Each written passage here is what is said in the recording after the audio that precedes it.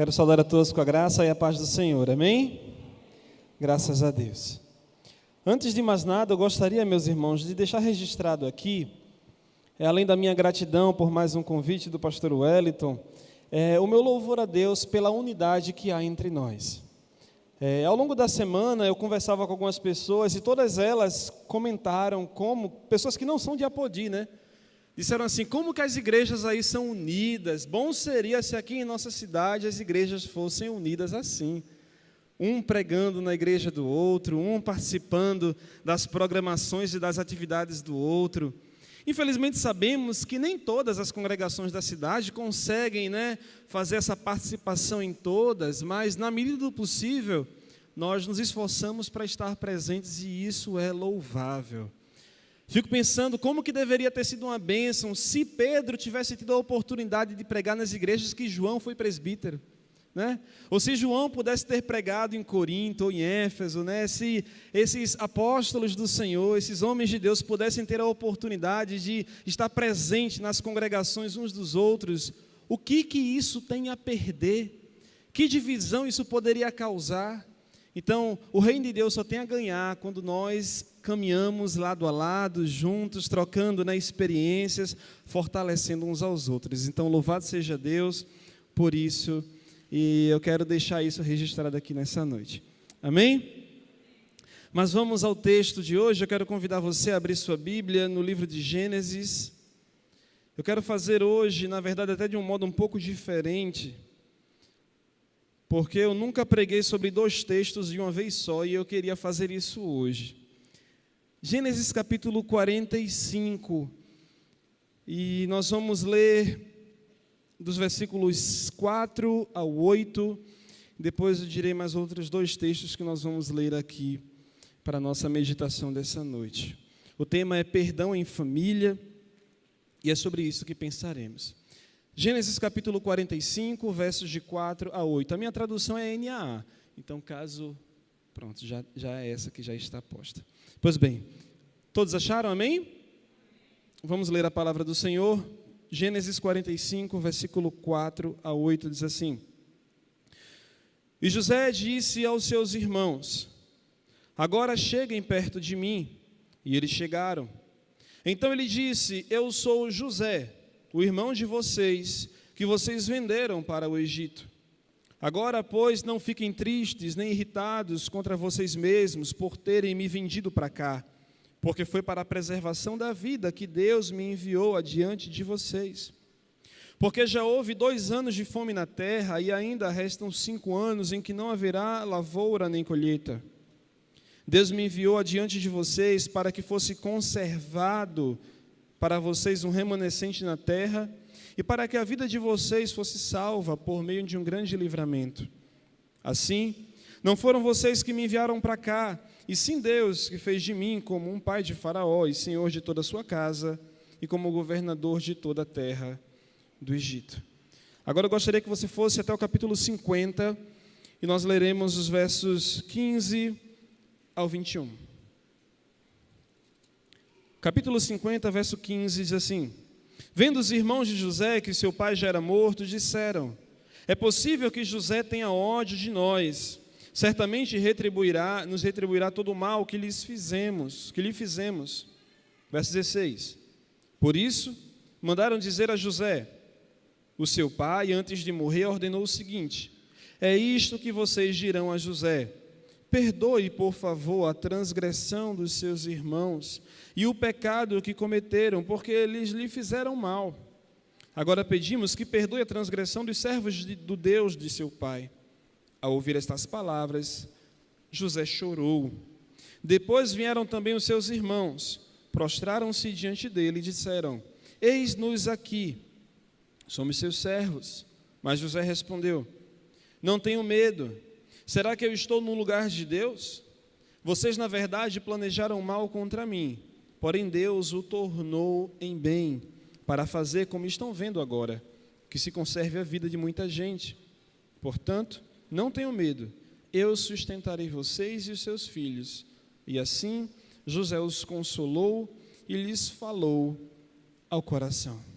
Este é o relato de como que José perdoou os seus irmãos. Agora eu gostaria de ler um outro relato, esse bem mais curto, no capítulo 33 de Gênesis, porque nós vamos meditar tanto no perdão de José sobre seus irmãos, como no perdão entre Jacó e Esaú, né? O pedido de perdão de Jacó e a forma como Esaú libera perdão sobre o seu irmão.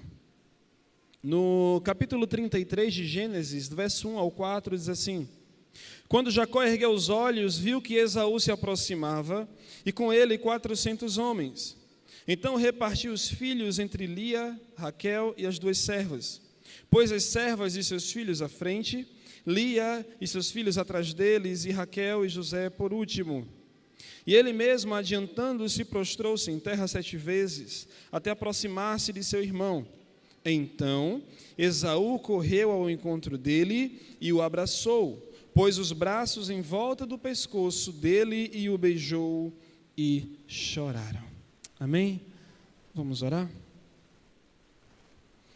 Santo Deus, Pai bendito, Senhor, que bom é estarmos em Tua casa como um só corpo, uma só congregação, louvando e exaltando o Teu nome pelas maravilhas que o Senhor tem feito em nosso lar. Bendito sejas Tu, Senhor, em nosso meio. Nesse momento, Senhor, lemos a Tua palavra e o que te pedimos é que o Senhor fale ao nosso coração através dela. Que o Teu Santo Espírito nos faça compreender aquilo que o Senhor tem a falar a cada um de nós e que todos nós abramos os corações para ouvir a Tua voz. Que saiamos decididos a viver uma nova realidade, uma realidade de restauração em nosso lar, uma realidade transformada em nossa família, para que possamos de fato viver em um lar abençoado, ajustado para louvor e glória do Teu nome. Assim nós choramos em nome de Jesus. Amém. Graças a Deus. Meus irmãos, eu falei no início que eu vou fazer algo que eu não costumo fazer, que é justamente ter 2 textos aqui para a gente poder trabalhar, porque na verdade são 2 textos que tratam sobre o mesmo assunto, que é o perdão, e na verdade dentro também da mesma família. Jacó tinha passado por uma experiência no tema perdão com relação ao seu irmão. Ele traiu o seu irmão quando o enganou, roubando sua primogenitura, e tem toda essa história. E também vemos os filhos do próprio Jacó nesse mesmo tema, eles tratando com ódio José, e depois José liberando perdão sobre os seus irmãos. E aí, apenas para contextualizar e relembrar aqueles até que não se lembram de alguns detalhes de cada uma dessas histórias. A história de José é uma história conhecida demais, é na verdade um dos personagens mais importantes em toda a Bíblia, porque do capítulo 37 de Gênesis, salvo o 38, até o capítulo 50 é só sobre a vida de José. Às vezes a gente fala muito sobre Adão, sobre Noé, sobre Abraão, mas nenhum personagem no Gênesis tem tanta informação, história, quanto o próprio José. E José é esse garoto, começa como um garoto que era muito amado pelo seu pai, filho de Raquel, que era a esposa amada, e consequentemente se tornou um filho muito querido. A gente vê, por exemplo, que Jacó faz por ele o que não fazia pelos seus irmãos, dando de presente uma túnica chamada de túnica talar, colorida, uma túnica de mangas longas. Alguns dizem que isso representava que ele estava dizendo que José ele não foi feito para o trabalho, ele foi feito para ficar dentro de casa, sendo cuidado, ali na barra da saia da mãe, porque os que trabalhavam não tinham esse tipo de roupa, com mangas compridas, porque isso atrapalharia o trabalho, é isso que dizem alguns teólogos. Então José ele foi criado com esse mimo, ao passo que ele também foi separado por Deus para grandes coisas, e no momento que ele revela aos seus irmãos aquilo que Deus tinha posto em seu coração, os seus irmãos se inflamam de ódio, por 2 questões. Primeiro, porque eles já se sentiam renegados pelo seu pai, e depois eles ouvem do próprio José que Deus tinha escolhido ele. Então, é como que eles se sentissem desprezados, primeiro pelo pai e depois por Deus. Por que você seria tão favorecido então? Pelo nosso pai e pelo Senhor. Então eles se inflamam de ódio por José, o maltratam, até o ponto de chegar a planejar sua morte, e acabam vendendo como escravo, não porque eles tiveram pena, mas porque eles achavam que matá-lo não seria um bom negócio, eles não teriam lucro nenhum. Então eles vendem e simulam a sua morte para que ainda tivesse algum tipo de lucro. Então José é esse personagem, um personagem que cresceu com todo o cuidado do seu pai, tinha promessas de Deus para a sua vida, mas que foi alvo do ódio de seus irmãos como parte do propósito de Deus para a sua vida, assim como tudo o é. Também temos a vida de Jacó, um homem também escolhido por Deus para realizar grandes coisas, para ser um homem utilizado, para ser aquele que iria dar continuidade à descendência que viria a Cristo. De Abraão vai para Isaac, de Isaac vai para Jacó, e de Jacó as famílias elas se multiplicam exponencialmente, mas só que Jacó ele quis pular a fila, ele quis adiantar os planos de Deus, porque Deus já havia o escolhido, mas ele quis fazer do jeito errado, enganando Esaú e roubando a sua primogenitura. Então isso é considerado uma traição. Esaú não aceita isso. Nós não sabemos o que é que aconteceria para que Jacó fosse o patriarca ali se ele não tivesse cometido esse pecado. O fato é que ele fez dessa maneira, ele traiu o seu irmão e Esaú, ele fica enfurecido com ele, jurando matá-lo, então ele foge. Nós vemos então, meus irmãos, entre essas duas histórias uma similaridade muito grande. As duas histórias elas iniciam com conflitos familiares. Tanto a história de José como a história de Jacó e Esaú. As duas histórias elas se seguem com uma separação e um distanciamento. José, ele é vendido como escravo para o Egito, enquanto que Jacó, ele foge e vai viver servindo o seu tio Labão, e é onde também encontra Raquel e tem todo o restante da sua história. Depois desse distanciamento, os dois também tiveram tempo para serem tratados e transformados em seu caráter por Deus. José foi tratado no Egito, Jacó foi tratado enquanto estava na casa de Labão.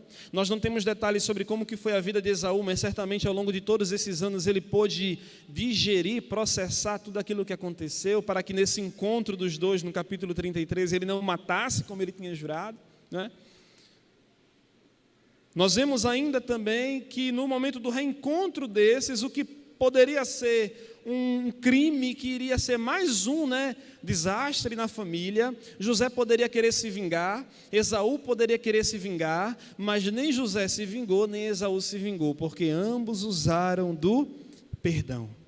Então, nas duas histórias, nós também vemos a reconciliação motivada por um perdão incondicional, resultando então numa família restaurada para a glória de Deus. Então vejam, meus irmãos, que aqui não são histórias diferentes, não é a mesma história. E talvez se nós perguntássemos aqui, abríssemos o microfone para você contar a sua história, certamente você teria algum relato de algum conflito familiar, certamente você teria um relato de uma separação ou distanciamento motivado por esse conflito. Certamente você teria também a história de como que o tempo tem trabalhado ou trabalhou, ou você espera que trabalhe em sua vida, para que chegue até a tão sonhada restauração do lar. Então a história de José, a história de Esaú e Jacó é a história da nossa família, é a nossa história. Toda família tem problemas, toda família tem conflitos, toda família tem discussões, tem imbróglios, tem desavenças. O que é então que faz de nós a família que Deus espera que nós sejamos? Uma família que abre o seu coração para serem tratados, liberar e pedir perdão, para que assim elas sejam reajustadas para o louvor do Senhor. Então, é exatamente sobre isso que eu gostaria de pensar com vocês. Sobre essas etapas que fazem parte da nossa vida como família. Nós vamos ver então aqui um caminho para a restauração familiar através do perdão. Amém? A primeira questão que nós vemos aqui, então, que eu destaquei, são os conflitos familiares.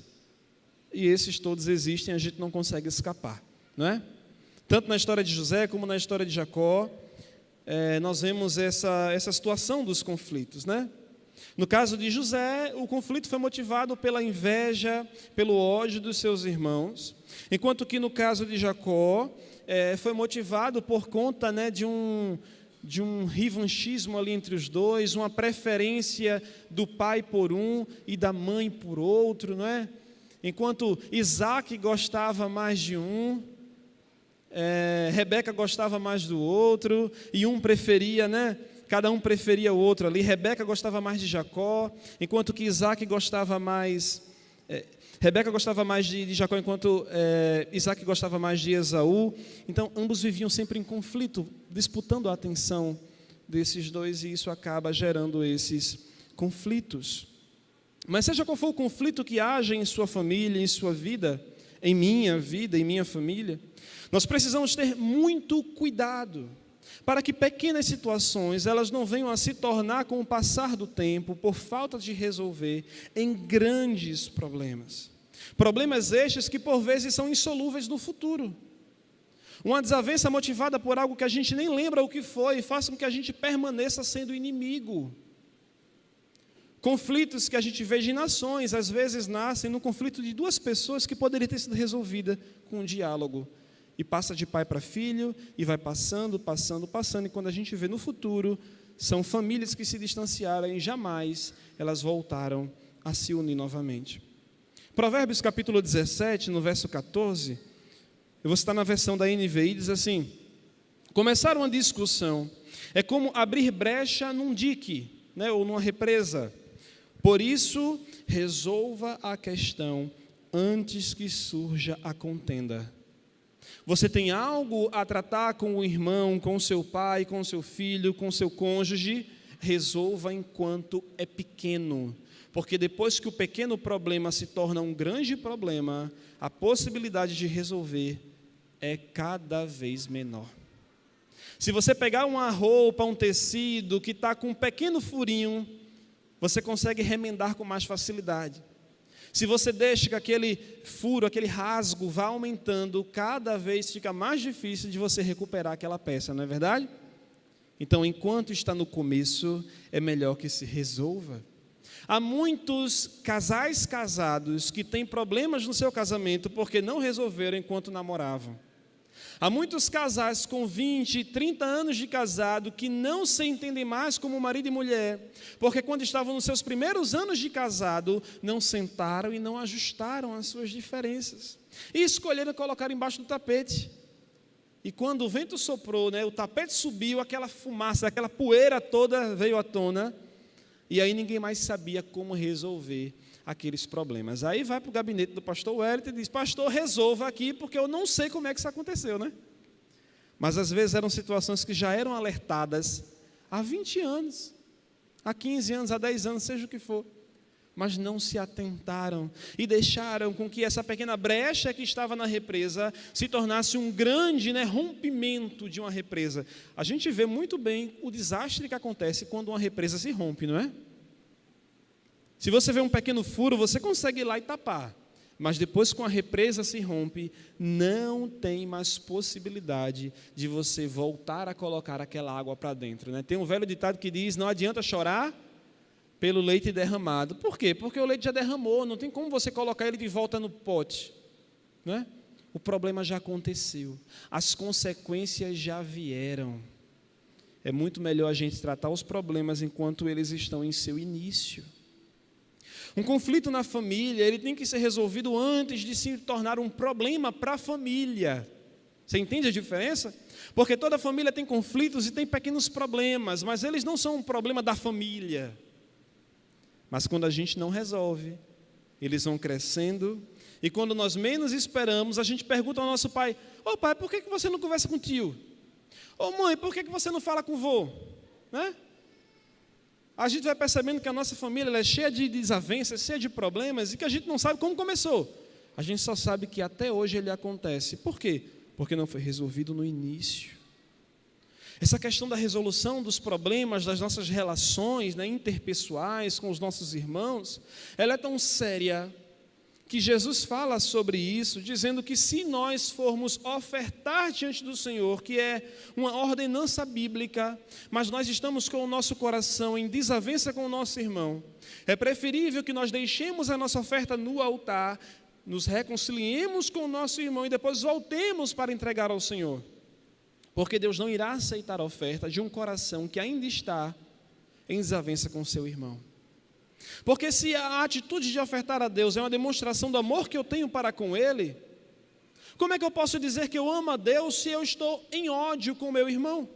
A própria palavra diz isso, Se eu não posso amar a Deus se eu não posso amar o meu irmão que eu vejo, Como eu posso amar a Deus que eu nunca vi? Como é que eu posso trazer demonstrações de carinho, de devoção, de amor ao meu Deus, se eu não consigo ter essas mesmas demonstrações de carinho e de afeto com meu irmão? Como é que um homem pode servir a Deus de maneira harmônica se ele não consegue agradar a sua esposa? Como é que uma esposa pode se submeter a Deus se ela não consegue se submeter ao seu marido? Como é que um filho, um jovem, pode obedecer a Deus se ele antes não obedece aos seus pais? É impossível eu estar em harmonia com Deus se eu não estou em harmonia com a minha casa, com a minha família. Se eu não tenho os meus conflitos resolvidos dentro de casa, eu certamente tenho um conflito seríssimo com Deus, porque Ele não aceita a adoração daqueles que têm conflito dentro do seu lar. E eu não quero nem falar de a Caim e Abel, porque é um caso também disso, onde Deus não aceita a adoração de um, e este justamente se põe em ódio contra o seu irmão. Conflitos familiares precisam ser resolvidos. Pois bem, essa é a primeira questão. Nós sabemos que os conflitos existem e precisamos tratá-los. Mas uma consequência dos conflitos é a distância, a separação. Após esses conflitos iniciais acontecidos na vida de José e de Jacó, cada um foi colocado para longe, né, de uma maneira diferente. Como eu falei, José foi vendido como escravo para o Egito, enquanto que Jacó fugiu para a casa do seu tio Labão, escapando da ira do seu irmão Esaú. E esses dois ficaram afastados da sua família por muitos anos. E essa separação física, na verdade, ela reflete uma ruptura emocional, relacional que ocorre com todos aqueles que estão em conflito com a sua casa. Às vezes essa separação não vai ser geográfica. No caso de José e Jacó foi geográfica, né? Eles foram para longe literalmente. Mas há muitas pessoas que vivem distantes, dormindo sob o mesmo teto. Quantos maridos não estão a quilômetros de distância da sua esposa, dormindo debaixo do mesmo lençol? Quantos filhos estão distantes dos seus pais, dormindo à parede ao lado? Quantos irmãos não estão distantes uns dos outros, às vezes dividindo o mesmo quarto, né, a cama, um do lado do outro? Famílias separadas, mesmo que estejam fisicamente próximas, mas emocional e relacionalmente elas estão completamente distantes. E não há nada mais dolorido do que a distância. Uma coisa que o meu pai, ele tinha muita preocupação. E eu não sei se, né, até o último dia que ele esteve aqui comigo, né, até o último dia de vida dele, ele pôde perceber que eu e o meu irmão vivíamos bem. Porque quando os irmãos são jovens, né, muito novos ali, criança, adolescente, eles vivem que nem gato e rato, né? Arenga todo dia, briga por tudo e por nada, né? E o meu pai sempre dizia: eu fico muito triste quando eu vejo vocês dois brigando. Só que uma criança não entende o que essa dor é para o pai. E à medida que, quando adolescente, eu fui crescendo, com o passar do tempo, eu fui percebendo como que isso era dolorido para ele, né? E hoje, eu louvo a Deus pelo relacionamento que eu tenho com o meu irmão. Hoje, né, ele voltou para Recife, veio com a minha mãe, passou a semana aqui, foi embora. Uma coisa que ele jamais diria, ele diz assim: eu não digo não porque eu não sou de dizer, mas eu estava com saudade. Ele não é de dizer, mas ele diz. Antes de ir embora, disse até para tirar foto. Eu disse glória a Deus por isso, né? Coisa que ele nunca faria. Não porque somos brigados, mas porque é o jeito. Só que às vezes a gente tem esse jeito de cada um no seu canto e a gente esquece de valorizar a proximidade, a união, né? Esse amor e esse carinho que nos torna ligados como família. Precisamos valorizar isso, porque não tem castigo pior do que a distância. Não tem castigo pior do que a distância. Se você ama alguém e você está distante dessa pessoa, isso é terrível. Agora, mais terrível do que estar distante daquela pessoa que você ama, é estar distante de uma pessoa que você ama e estando brigado com ela. Aí não tem coisa pior. O marido dormir brigado com a esposa, ele não quer separar.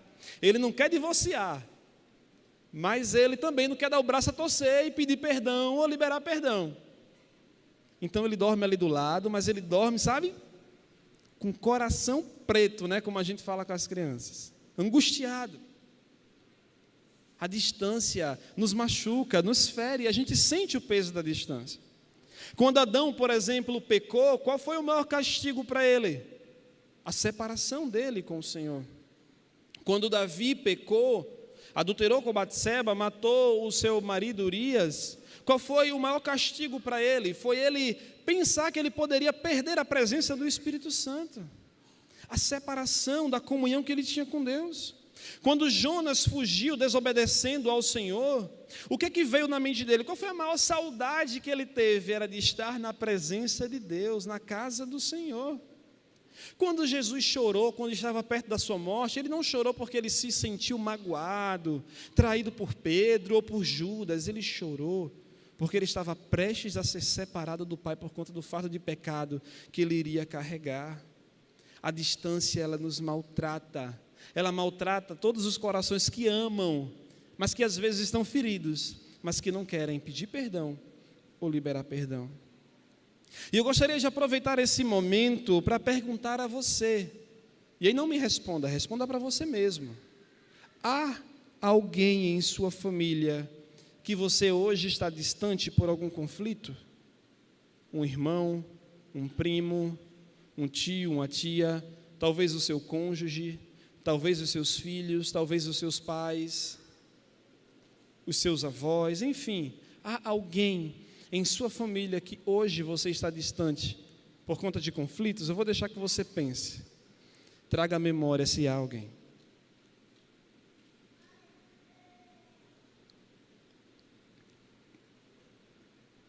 Eu digo a você uma coisa, abrindo um parêntese. A palavra de Deus, ela quando é anunciada, ela só surte efeito em nossos corações se abrimos os ouvidos para de fato recebê-la e aplicá-la em nossa vida. Jesus, depois de proclamar o seu sermão mais belo, que é o Sermão do Monte, ele termina dizendo: olha, eu comparo aquelas pessoas que ouvem as minhas palavras, aquele que recebe, a casa que recebe tempestades, mas está construída sobre a rocha, então ela não vai se abalar. Mas aqueles que não ouvem as minhas palavras e que ouvem e não as pratica, vai ser como aquela casa sobre a areia, que quando vem a tempestade, ela é destruída. Ambos, na parábola de Jesus, ouviram, mas apenas um praticou. Então não adianta de nada você ouvir a palavra e não praticá-la. Então, de fato, eu quero pedir a você que traga à sua memória alguém que hoje você está distante por algum conflito que aconteceu e que ou você precisa pedir perdão ou você precisa liberar perdão para essa pessoa. Se você fizer isso com o coração aberto, certamente essa noite para você será uma noite de cura. Se você não fizer e quiser simplesmente esconder em seu coração, essa será uma noite como qualquer outra para você, e você voltará para sua casa e seguirá a sua vida da mesma maneira. Mas voltando aqui, eu quero citar as palavras de Jesus em Mateus 18, versículo 15, quando ele disse assim: se o seu irmão pecar contra você, vá e repreenda-o em particular. Se ele ouvir, você ganhou o seu irmão. O que é que isso significa? Que não importa quem errou na história, o que importa é que alguém tome a iniciativa de buscar a reconciliação. Às vezes o problema está posto e persiste porque nós entendemos que nós estamos certos demais para procurar aquele que nos feriu. Isso tem uma prerrogativa de que nós estamos certos, mas às vezes nós só estamos enganados, nós também estamos errados, né? Não importa quem errou, não importa quem começou, importa quem vai buscar a reconciliação, quem estará disposto a pedir e a liberar perdão. Caso contrário, os problemas irão persistir. Eu converso com muitos homens, muitas vezes em gabinete, e muitos dizem: pastor, mas se toda vez que a minha mulher fizer alguma coisa comigo, eu for lá e pedir desculpa, ou eu for lá e procurar ela, ela vai ficar mal acostumada, aí só eu vou procurar e ela nunca me procura. Né? Não sei quantos homens já passaram por isso, sentiram que só eu que procuro, só eu que perdoo. As mulheres também. Ah, pastor, mas eu não vou não, porque toda vez sou eu que tenho que dar o braço a torcer. Ele que venha me procurar, ele que venha pedir desculpa. Se ele não vier, eu também não vou.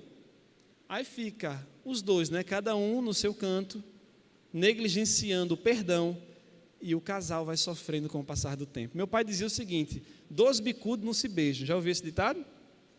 2 bicudos não se beijam. Enquanto os dois continuam com birra, com rincha um contra o outro, não haverá reconciliação.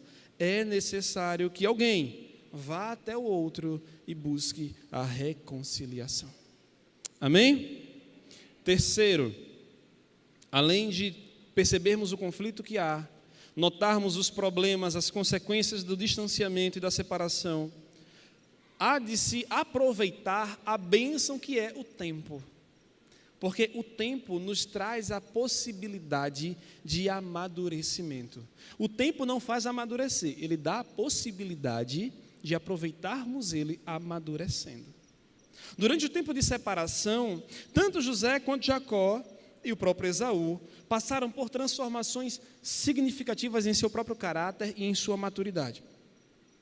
José, por exemplo, se tornou um grande líder, muito sábio, usado por Deus, já como governador do Egito. E aqui eu quero fazer uma pontuação sobre as características da personalidade, até do caráter de José. Porque se a gente parar para analisar de uma maneira até um pouco mais sincera, a atitude de José, somada à experiência dos seus irmãos, não foi sábia. Quando ele chega para eles, sabendo que os seus irmãos já eram magoados, chegar e dizer: olha, eu tive um sonho.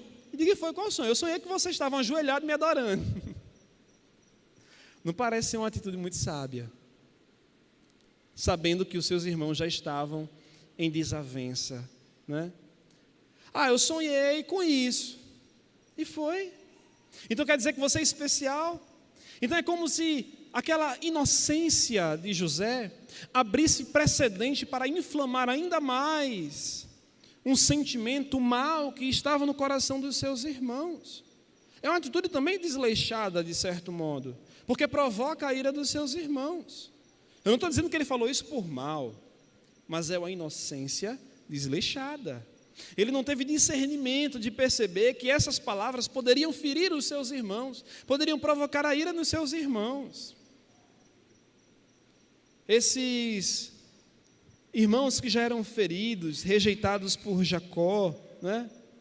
E eu penso que após esses anos todos, ele na prisão, servindo na casa de Potifar antes disso, né? E depois como governador, ele foi adquirindo a maturidade, a ponto de quando ele chega ali diante dos seus irmãos, ele, se tivesse a mesma maturidade do jovem José que contou os sonhos ali, ele teria um comportamento talvez diferente. Mas agora José maduro, que entendeu as consequências das palavras, a seriedade daquele momento, ele age de uma forma diferente, porque agora ele percebe o propósito de Deus para a sua vida.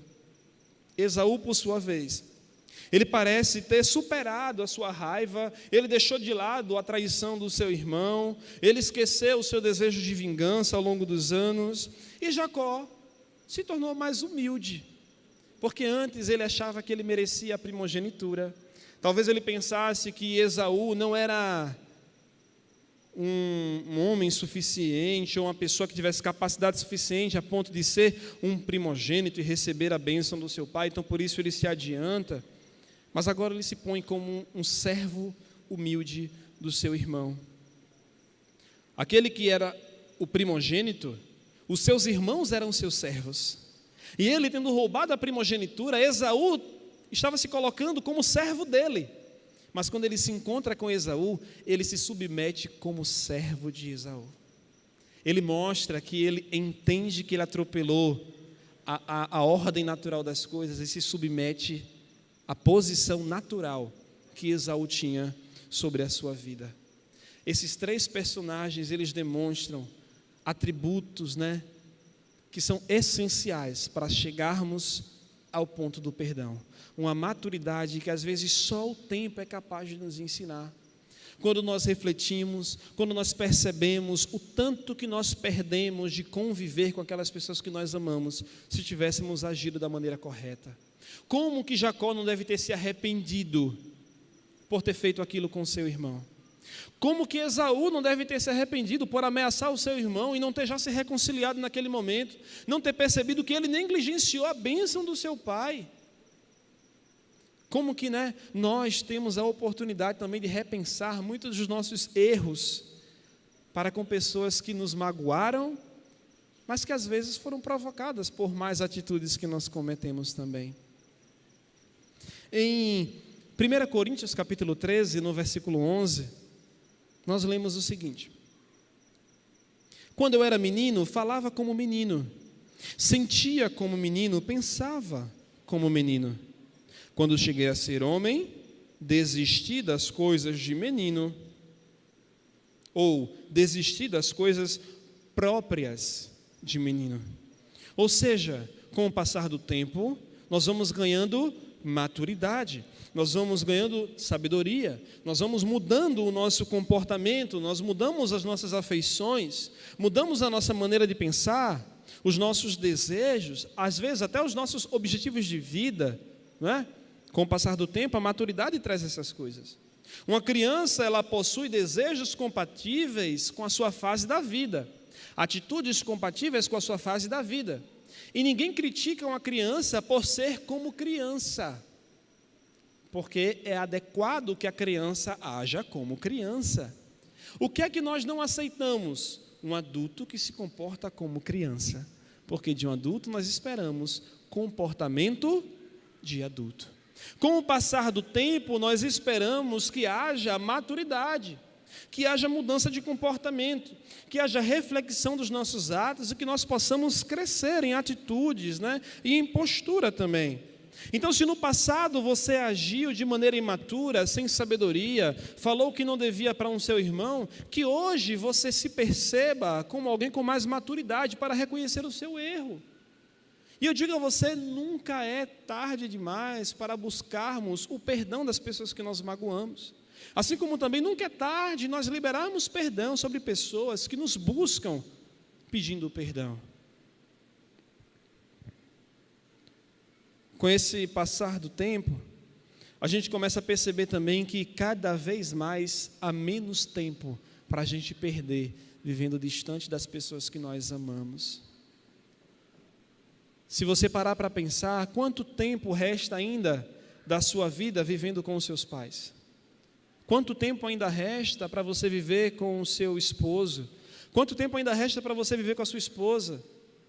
Eu pergunto então, você deseja de fato terminar o resto desse tempo em desavença, em discordância, em conflito? Ou você prefere olhar para tudo isso que aconteceu, enxergar-se maduro e liberar perdão, ou pedir perdão? Nas duas histórias que nós citamos aqui, o tempo foi muito bem utilizado pelos personagens. Esaú, Jacó, José, todos eles utilizaram muito bem o tempo. Infelizmente, os irmãos de José parece que não utilizaram muito bem, porque eles não pedem perdão, eles mentem sobre o seu pai ter pedido o perdão, Mas não importa o sentimento que havia no coração dos irmãos de José, importa o sentimento que havia no coração de José.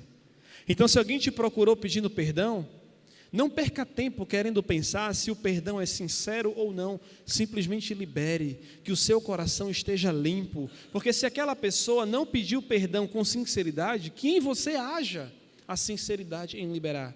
Do mesmo modo, para pedir perdão. Tem pessoas que são tão magoadas, que se você pedir perdão, ela vai achar que você está zombando dela. Não importa, peça perdão. E se aquela pessoa não liberou, que diante de Deus você seja perdoado, mas faça aquilo que lhe compete, libere e peça perdão. Pensar nisso, sobre como que o tempo, ele nos molda, e como que o tempo, ele revela para nós fases da nossa vida, onde nós somos mais ou menos imaturos, a gente pensa em Eclesiastes 3, que revela a grande verdade de que há tempo para tudo, E no versículo 7 de Eclesiastes, há um tempo que ele fala, que é muito interessante para nós aqui, porque no verso 7 ele diz: há tempo de rasgar e tempo de costurar. Há tempo de ficar calado e há tempo de falar. Tem vezes que nós, homens, magoamos as nossas esposas não falam nada. Não é porque o que você falou está certo, é porque se ela devolver na mesma moeda, a coisa vai ficar feia. O inverso também é igual. Tem coisas que as mulheres falam para os seus maridos, que se o marido for falar o que chegou na goela, o negócio vai ficar feio. Mas ele não fala, ele deixa para falar depois, em um momento onde os dois tenham maturidade para se reconciliar e para discernir aquilo que aconteceu. Há tempo de rasgar e há tempo de costurar.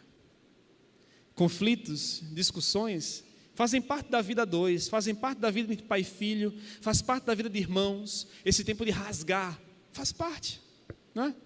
Eu comparo isso a aquelas pessoas que vão treinar na academia, né? Como é que cresce o nosso músculo? A gente treina, o músculo cria pequenas fissuras, depois a gente dá tempo, esse músculo ele se regenera, só que não do mesmo tamanho, ele vai crescendo, né? Ganhando mais força, para que na próxima vez que você der aquele mesmo estímulo, ele resista, né? As nossas relações são assim. Você vai ter uma discussão hoje que vai te ferir, com o passar do tempo você vai ser sarado. E quando acontecer de novo, isso não vai mais te atingir. Quando algo maior acontecer, vai te ferir. Mas ali também você vai se costurar e vai se fazer de novo mais forte para continuar andando junto, né? Há tempo de rasgar, há tempo de costurar, há tempo de ficar calado e há tempo de falar. Há pessoas hoje que precisam se calar, porque se for falar vai ter confusão. Mas há pessoas hoje que já estão caladas há muito tempo e precisam falar, porque já estão há muito tempo caladas e o problema ainda não foi tratado.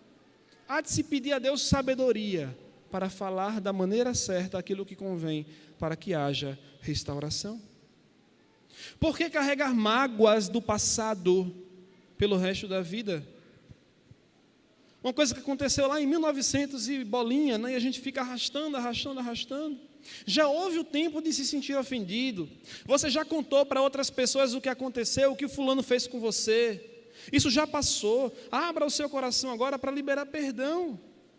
Já passou o tempo de chorar, já passou o tempo de sofrer, passou o período de alimentar ódio em seu coração por uma ofensa do passado. Agora é tempo de liberar perdão. Do mesmo modo, também já passou o tempo de você esconder os seus pecados. Passou o tempo de você esconder as suas ofensas. Passou o tempo de você ter vergonha de se arrepender, de confessar aquilo que você fez. Passou o tempo de você não querer se humilhar por aquilo que você fez contra outra pessoa. Hoje é tempo de pedir perdão. Em todo caso, meus irmãos, é tempo de perdão. É tempo de pedir perdão, é tempo de liberar perdão, é tempo de crescermos em nossos relacionamentos, seja ele qual for. Você lembra de pedir perdão ao seu amigo quando você fala algo que você não deve? Você lembra de pedir perdão ao seu pastor quando você fala algo que você não deveria também? Você lembra de pedir perdão a um colega de trabalho, a um vizinho? Você lembra também de liberar perdão? É tempo de perdão, para que nós alcancemos reconciliação em nossas relações. Quarta questão, meus irmãos, aqui nesse caminho que nós estamos fazendo para a reconciliação, é o exato momento do reencontro, e esse é um relato muito bonito, que foi exatamente aquilo que nós lemos, tanto de José como de Jacó e Esaú. O reencontro entre esses irmãos aqui, né, curiosamente são duas histórias de irmãos, é um momento crucial em ambas as histórias. Os irmãos José foram para o Egito buscando alimento, né, durante aquele período de fome e acabaram encontrando com José, coisa que eles não esperavam. Jacó e Esaú, depois de muitos anos, se encontraram. Ali eles se abraçaram, choraram e demonstraram perdão. Esses reencontros mostram para nós que, apesar do tempo e das dificuldades para que a reconciliação aconteça, a reconciliação é possível. enquanto há vida, há esperança, não é verdade? Então, enquanto os dois podem se encontrar, há possibilidade. Eu digo a você com todo o coração, não queira viver a amargura de guardar em seu coração a raiva ou o rancor por alguém, e depois essa pessoa morrer, e você não poder mais falar com essa pessoa e se reconciliar com ela. Que Deus te livre desse peso, porque esse é um fardo que talvez você não possa suportar.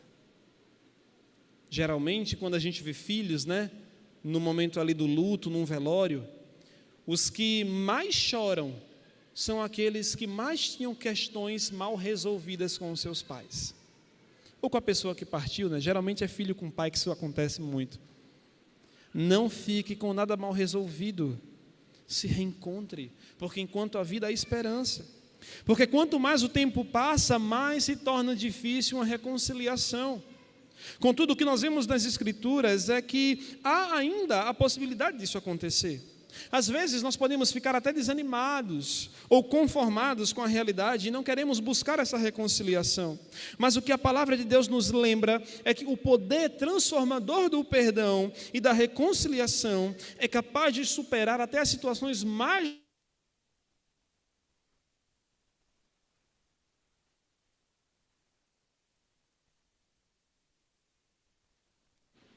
Amém.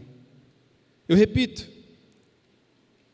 pela palavra de Deus, quando nós olhamos aquilo que ela nos diz, aquilo que o Senhor diz por meio da sua palavra, as situações mais difíceis de serem resolvidas, os casos dos conflitos mais complicados, eles podem ser resolvidos sim. Há ainda esperança por meio de um perdão e por meio da reconciliação. Sempre que você pensar como que é difícil pedir perdão, liberar perdão, você tem que lembrar do caso de perdão mais famoso, mais importante, mais escandaloso da história. O maior perdão da história foi quem que realizou? O próprio Deus, nos perdoando pelo nosso pecado, porque não há traição maior do que a nossa. E não há perdão maior do que o do Senhor por nós, porque Ele não mediu esforços para criar para nós uma solução para o problema que nós havíamos criado.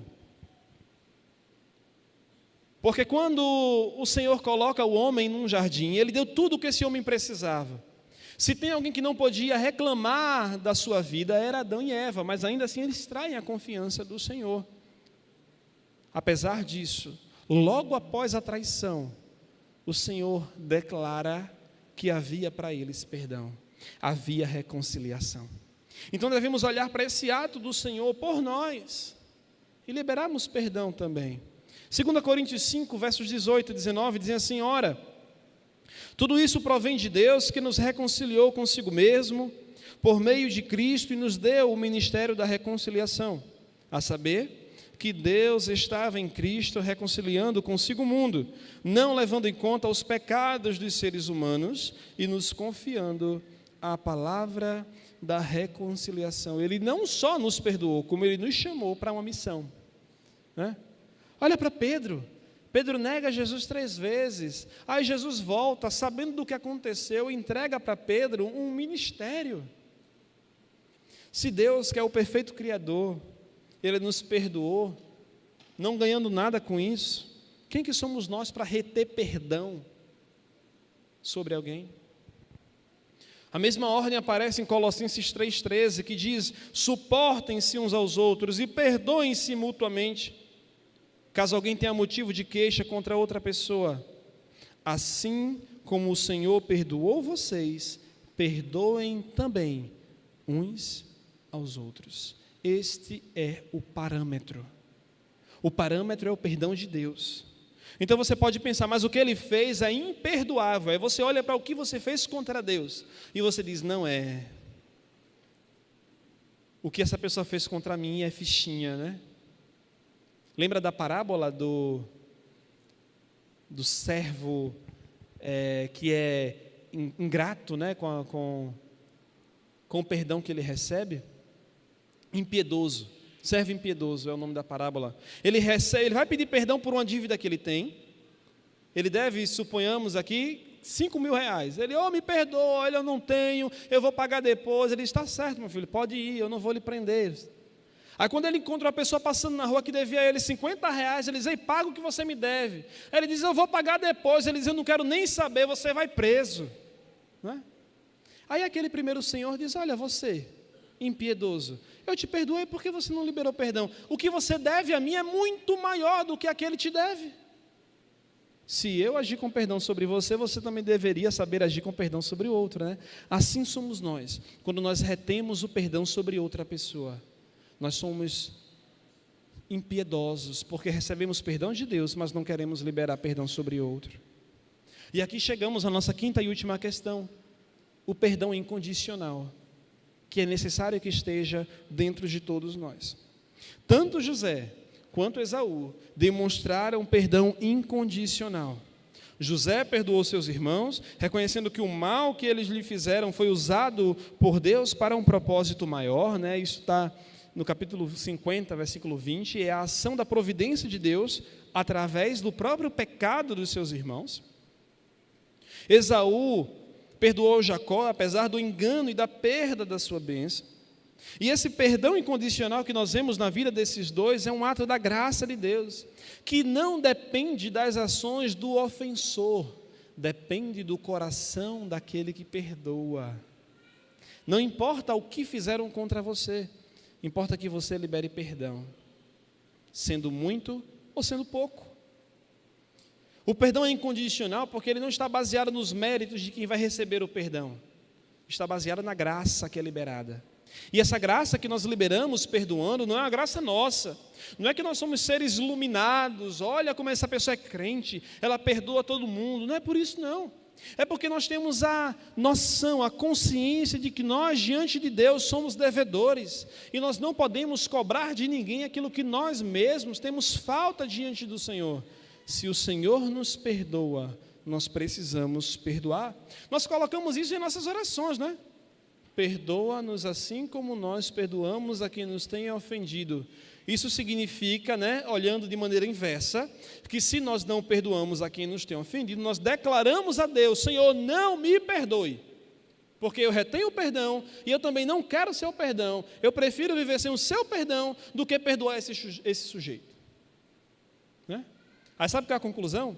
O sujeito não recebeu o seu perdão, mas às vezes se humilhou diante de Deus e já recebeu o perdão dele, e você vai para o inferno carregando um ódio de alguém que você não perdoou. Aí é o pior dos cenários, né? Porque você está com ódio de uma pessoa, foi condenado por esse ódio e a pessoa foi para o céu. Né? Faça isso não. Vá para o céu você e ele. Libere perdão, queira andar mais uma milha, queira andar junto, lado a lado, porque bom é que nós estejamos juntos. Já dizia o salmista: com bom e com suave é que os irmãos vivam em união. Em última análise, meus irmãos, todos nós somos carentes de perdão. Todos. Se nós liberamos perdão é porque sabemos que somos pecadores. Se nós pedimos perdão é porque reconhecemos que nós transgredimos contra outra pessoa, quebramos a lei do Senhor. Assim como Davi, ele diz que ele pecou diante do Senhor e contra o Senhor que ele pecou. Não simplesmente contra o irmão, mas contra Deus. A palavra de Deus fala em Efésios 4, 31 e 32, que não haja no meio de vocês amargura, qualquer amargura, indignação, ira, gritaria e blasfêmia, bem como qualquer maldade. Pelo contrário, sejam bondosos e compassivos uns para com os outros, perdoando uns aos outros, como também Deus, em Cristo, perdoou vocês. Ou seja, não fazemos nada que Deus já não fez por nós. Não somos bonzinhos. Nós só agimos com justiça quando nós liberamos sobre outro aquilo que o Senhor derrama sobre a nossa vida todos os dias. Amém? Eu quero concluir dizendo 3 coisas, né? Porque quando nós olhamos para o resultado final dessa história daqui, a restauração dessa família, que é uma só, né, vista na vida de Jacó com Esaú e na vida de José com seus irmãos, é que após a restauração acontecer, o tempo na vida de ambos é de prosperidade. Esaú não vive junto com Jacó, cada um segue o seu caminho, mas ambos vivem de maneira próspera. José, que vivia de forma próspera, já traz os seus irmãos a viverem também de forma próspera, e ali eles foram felizes, vivendo em família, né? Isso nos mostra a operosidade do perdão, da restauração familiar em nossas vidas. Quanta coisa, meus irmãos, que Deus pode fazer na sua família, a partir do momento que você decidir liberar perdão. Quanta coisa Deus pode fazer em sua família no momento que você decidir pedir perdão. Quanta coisa Deus pode fazer no meio da igreja, quando nós, como irmãos, pedimos e liberamos perdão uns sobre os outros. Assim eu digo 3 coisas. Primeiro, que através do perdão, Deus pode trazer cura para relações que estão quebradas. Relacionamentos que muitos não veem mais solução, não veem mais saída, que já estão quebrados há muito tempo, o perdão restaura. Às vezes o marido que traiu a esposa traiu o marido, e para muitos isso é o fim de um casamento, acabou a confiança. Mas o que a palavra de Deus fala? Que através do perdão, este casamento pode ser restaurado. Mesmo para traições, quebras de confiança, coisas que nós juramos no altar, há restauração ainda para isso, através do perdão. Porque Deus cura todas essas quebras que nós carregamos às vezes pela nossa vida. A segunda coisa é que através do perdão, Deus pode trazer harmonia a um lar que vive em caos. Há muitas casas que são assim, né? A casa, ela vive uma loucura. A mulher não respeita o marido não respeita a esposa, os irmãos não se respeitam, isso porque um brigou com o outro e ninguém quis se perdoar. A partir do momento que todos ali decidirem se perdoar, há harmonia. A família é ajustada, vai ter paz naquele lar, todos viverão juntos, um ajudando o outro, e a família de fato irá glorificar a Deus. O marido irá amar sua esposa de maneira sacrificial, a esposa irá se submeter ao seu marido. Falaram sobre isso ontem, não foi aqui o pastor Hugo? Sobre a submissão e sobre a liderança masculina, né? Foi ontem, né? Isso só é possível quando nesse lar houver perdão. Quando você reconhecer que você é pecador, e quando você perceber que do outro lado tem outro pecador. Eu costumo dizer que a família é um projeto de Deus, onde um pecador se une a um outro pecador, para gerarem novos pecadores, para viverem para a glória de Deus. Tem como isso dar certo? Um pecador se junta com outro pecador, geram pecadores, e isso aí tem que glorificar a Deus. Isso dá certo quando Cristo se torna o centro desse lar, esses pecadores se arrependem dos seus próprios pecados e perdoam uns aos outros, aí esse lar glorifica a Deus. Terceiro e último, assim eu encerro. Através do perdão, Deus pode trazer unidade para a família que está dividida. Coisa mais comum que tem é família dividida, né? Final de ano vai ter aí reunião de Natal. Tem uma família que não vai para a casa do outro, um que não entra na casa do outro, às vezes entra na casa, mas também não se fala, ou é a festa da falsidade, né? Para muitos o Natal é a festa da falsidade, que todo mundo finge que está tudo bem. Infelizmente, isso acontece na minha casa, eu tenho também isso. Eu tenho a família por parte de pai, a família por parte de mãe. A família por parte de pai, curiosamente, nenhum é crente, mas todo mundo é uma unidade só, estão todos um amor um com os outros. Meus tios vivem um na casa dos outros, cuidando uns dos outros. Na família da minha mãe é todo mundo crente, mas é um Deus nos acuda. Que Deus tenha misericórdia, que os irmãos estejam orando por isso também. Mas essa é a realidade que nós temos. E como é que nós podemos fazer para tratar isso? Liberando perdão e pedindo perdão. E não permitindo que esses conflitos se perpetuem, porque tudo o que nós podemos fazer com isso é repassar ódio. Imagine como é que seriam os filhos de José, Manassés e Efraim, na sua relação com seus primos. Imagina como seria, né? Eles mesmos na sua relação com os filhos de Esaú, né? Nunca se veriam, ou quando se encontrassem, matassem um ao outro. Mas houve perdão entre eles, e as suas descendências passaram a viver em harmonia. Amém? Que o Senhor nos ajude a trazer essa harmonia para o nosso lar, vivermos de fato aquilo que Deus quer para a nossa vida através do perdão, restaurando o ambiente do nosso lar para a glória de Deus. Amém?